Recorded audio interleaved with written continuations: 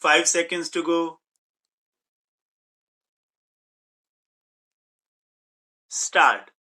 I have ventured, with your permission, sir, to take part in this initial debate on the draft constitution, but it is not my intention to deal with any particular part of it, either in commendation or in criticism, because a great deal of that kind has already been said and will no doubt be said, but in view of that, perhaps I could make some useful contribution to this debate by drawing attention to certain fundamental factors again.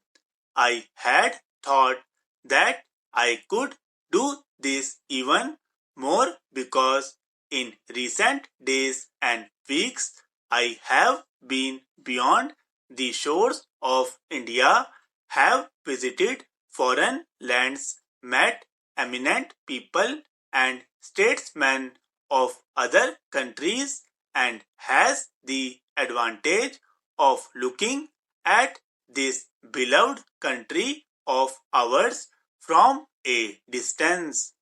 That is of some advantage.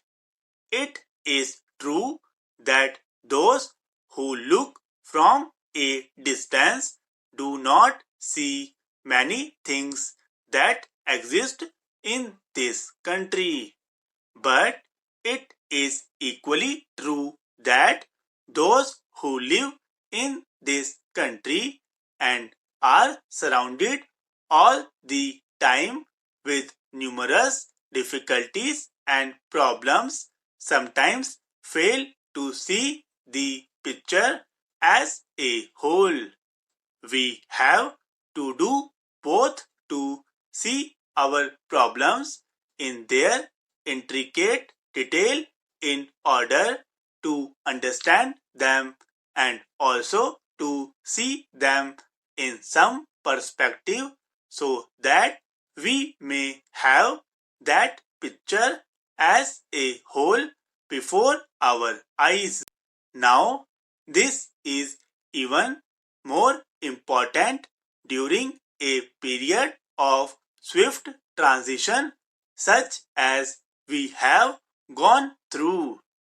We have lived through this period of transition with all its triumphs and glories and sorrows and bitterness, and are affected by all these changes.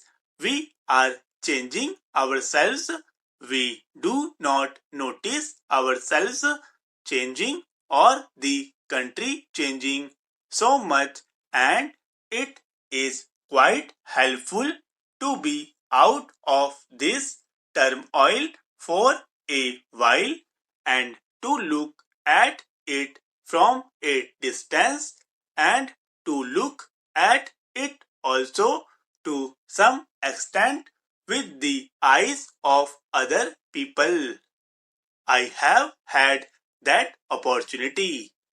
I am glad of that opportunity because for the moment I was rid of the tremendous burden and responsibility which all of us carry, and which some of us who have the shoulder the burden of government have perhaps to carry more. For a moment I was rid of those immediate responsibilities, and I could look at the picture with a freer mind. From that distance I saw the star of India rising far above the horizon. The world is in a bad way, and this great continent of Asia or Europe and the rest of the world are in a bad way, and are faced with problems which might almost appear to the insurmountable. And sometimes one has the feeling that we were all actors in some terrible Greek tragedy which was moving on to its inevitable climax of disaster. Yet, when I looked at this picture again from afar and from here, I had a feeling of hope and optimism, not merely because of India, but also because of other things. I saw that the tragedy which seemed inevitable was not necessarily inevitable, that there were many other forces at work, that there were innumerable men and women of goodwill in the world who wanted to avoid this disaster and tragedy, and there was certainly a possibility that they would succeed in avoiding it. But to come back to India, we have ever since I moved this resolution before the House passed through state transitions and changes. We function here far more independently than we did at that time. We function as a sovereign independent nation, but we have also gone through a great deal of sorrow and bitter grief during this period, and all of us have been powerfully affected by it.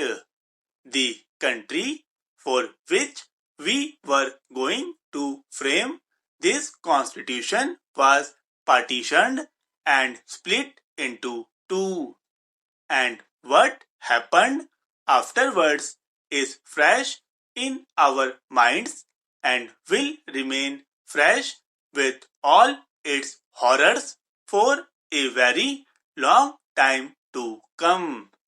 All that has happened, and yet, in spite of all this, India has grown in strength and in freedom, and undoubtedly, this growth of India, this emergence of India as a free country, is one of the significant facts of this generation, significant for us and for the vast numbers of our brothers and sisters who live in this country, significant for Asia and significant for the world.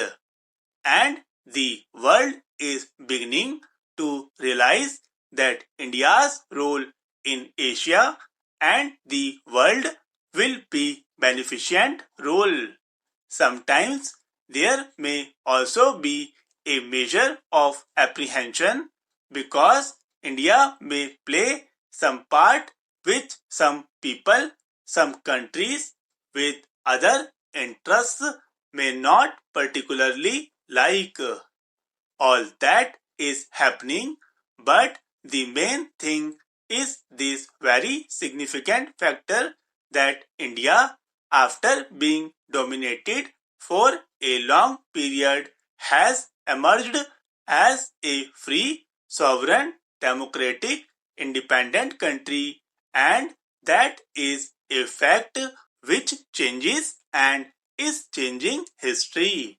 How far it will change history will depend upon us, this house and other house like this representing the organized will of the Indian people.